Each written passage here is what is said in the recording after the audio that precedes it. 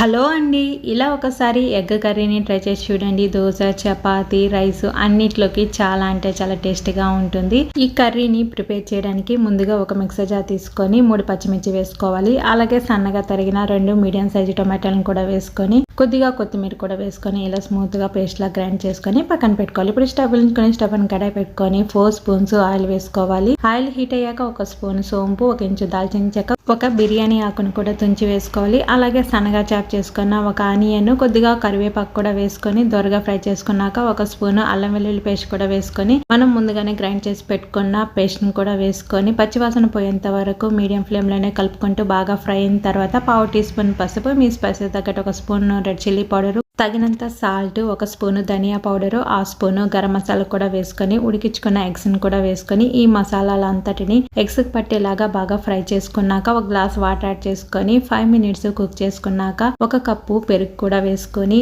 లో ఫ్లేమ్ లోనే ఒక 5 మినిట్స్ కుక్ చేసుకొని ఫైనల్ గా కొత్తిమీర వేసుకొని స్టవ్ ఆపేసి ఎగ్ కర్రీ అన్నిట్లోకి చాలా అంటే చాలా టేస్టీగా ఉంటుంది.